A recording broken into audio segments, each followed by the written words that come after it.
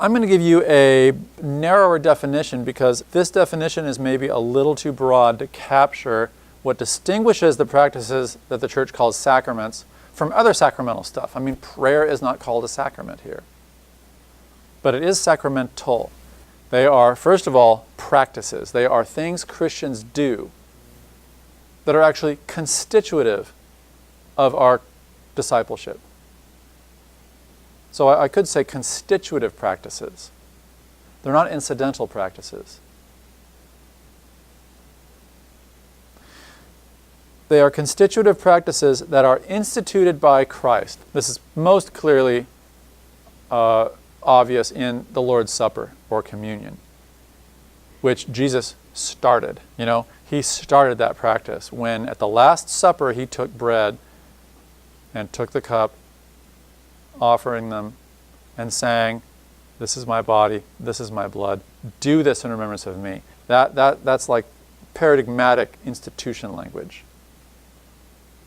All right, so the others don't have quite the clear mandate that that one does.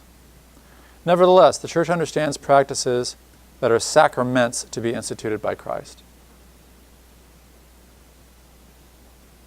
Sometimes the language gets kind of forced. Marriage is held to be a sacrament by a number of churches, but Jesus didn't say, "Be fruitful and multiply." Well, I guess he did actually, but he didn't institute marriage quite so directly and obviously. So when you go to a Christian wedding, what you'll hear that Christ instituted marriage by the miracle at Cana when he turned the water into wine, or in Ephesians 5's symbol of Christ and the church as bridegroom and bride. Those indicate the institution, Christ's institution of marriage. Well, that's reaching, isn't it? Nevertheless, the fact that it's reaching indicates the importance of this relationship. Sacraments have their center in Christ's own work. Next, sacraments are used by God, meaning stuff really happens. There are Christians who don't believe that God stuff really happens in baptism or communion. Those are the ones who don't use the language of sacraments for them.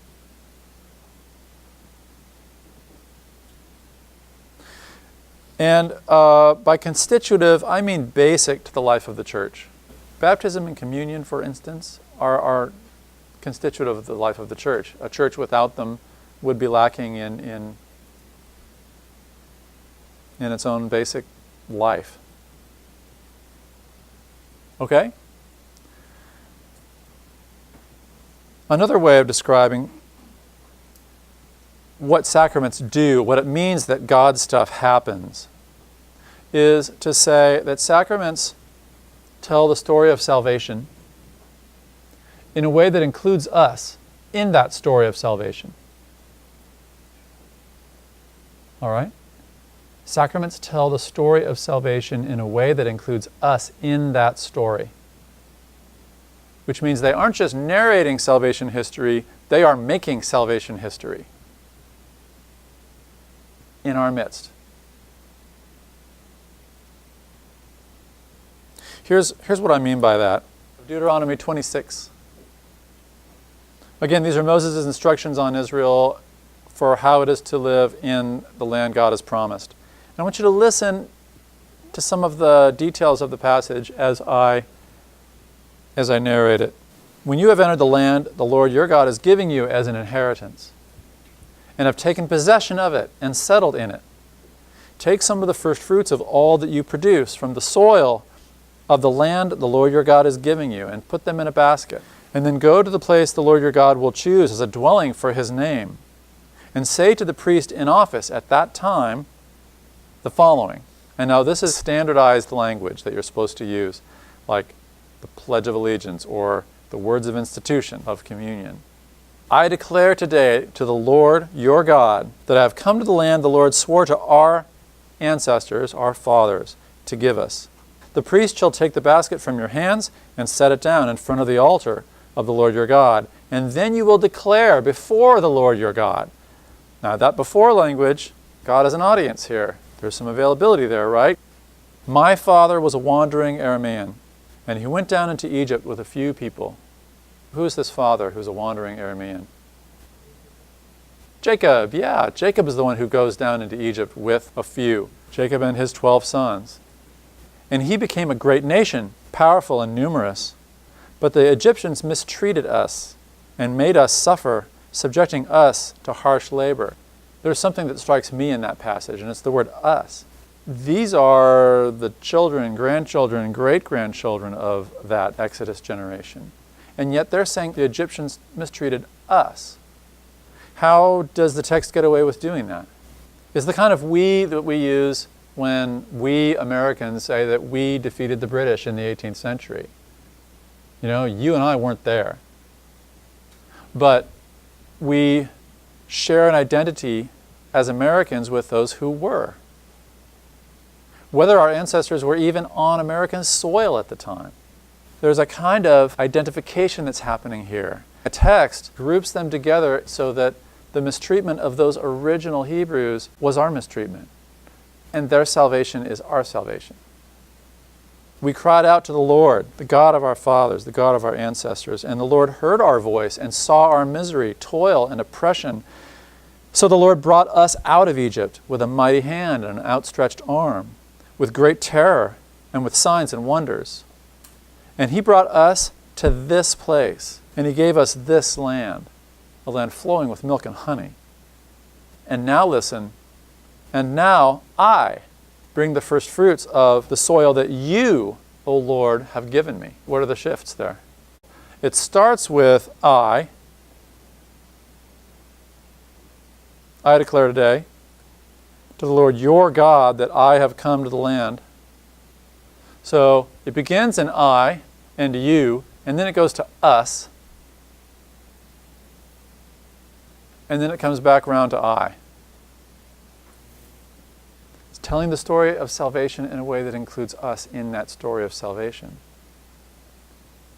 When we pass that bread, when we take that cup, we're there. These kinds of texts make identities.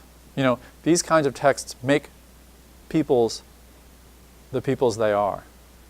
Even the stuff of the land itself is brought into communion with God through this recital. It's not just the souls of the people involved, it's even the foreigners, even those who aren't under the covenant. They are blessed by it. The land is blessed by it. The produce of the land is part of the story of salvation. So it's not just words, it's words and stuff.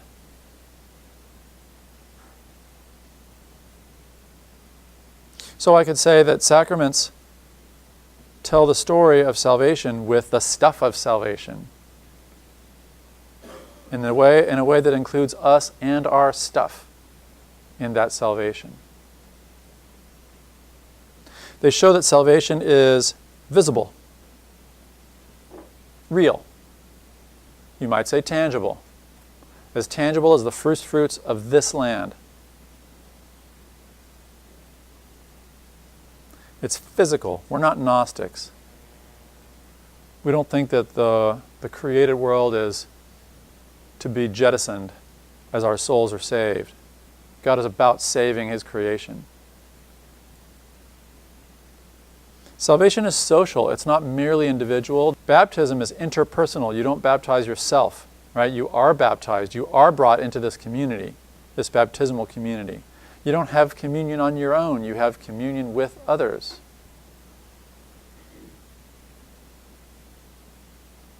And salvation is ecclesial. Salvation is the business of the church. Salvation is not independent of the church or just incidental to the church. The church is the mission of God's saving work. And see, sacraments display all of these qualities. They display these qualities of salvation. Now, what are these things I'm calling sacraments? Well, baptism, this act of initiation by which a new believer is brought into the fellowship of believers. pretty clearly instituted by Jesus when he said, "Go to all nations and make disciples, baptizing them and teaching them to obey all that I've commanded you." The Great Commission is the institution of Christian baptism. Communion. Do this in remembrance of me. It doesn't just remember him in the abstract. It pretty clearly tells the story of our benefiting from his death, from his body and blood together. Baptism and communion are both like the ultimate church dramas. Some of you have dramas in church where you tell stories. Well, you know what? All of us have dramas in church where we tell this story, and baptism and communion are the most popular church dramas of all the ages. Catholics and Orthodox and Anglicans and a few others, however, number 7 sacraments. There's confirmation. What's confirmation? Well, if your church baptizes infants, there's something missing in that infant's baptism, and it's his or her profession of faith. So confirmation is where that believer, that initiate into the Christian community, supplies what was missing, supplies an affirmation of the faith of the church. Therefore, that baptism is confirmed, that person's membership is confirmed. It was already real, it was already there, but it had been unconfirmed until then. When we sin against our baptismal identity, when we disobey what Christ has taught us, that contradiction of our own identity demands restoration. It demands reconciliation. And the sacrament of reconciliation, otherwise known as penance, is the practice by which we are reconciled after sin. You can claim this is instituted by Jesus Christ because he talks a lot in the Sermon on the Mount and many other places about how to be reconciled to our brother or our sister. Holy orders or ordination is understood as a sacrament by which God empowers certain members of a community to certain roles: priesthood, leadership as a bishop, as an overseer, or a pastor, or an elder, service as a deacon, mission. Have you ordained missionaries? Have you, as a church, commissioned missionaries? That's a kind of ordination. I think in Pentecostal circles, Spirit baptism is ordination. It's understood as a way that God marks out specific persons for specific purposes that are then acknowledged by the whole church. In Catholic circles, priests are celibate. They don't enter into the sacrament of marriage. In the Orthodox Church, bishops are celibate, although priests can be married. But that's not because marriage is bad or unholy. Marriage is also a sacrament. What God has put together, let no one put asunder. That's sacramental language, because God has put us together. Not just for the benefit of the husband and the wife, but for the benefit of the whole church. And finally, unction, or healing. Is any of you sick? Go to the elders, and the elders will anoint that one with oil and pray over them so that Christ will raise him up. Maybe now, Jesus occasionally does miracles and people live again or rise, start cooking for their kids. Or maybe on the last day is when God will raise him up. Anybody heard of last rites in the Catholic Church?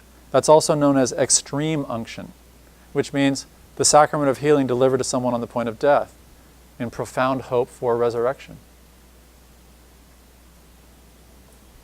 And in some traditions, foot washing is considered a sacrament. Baptism, communion, and foot washing, clearly instituted by Jesus to tell the story of his saving servanthood and love on us, and therefore ours for one another.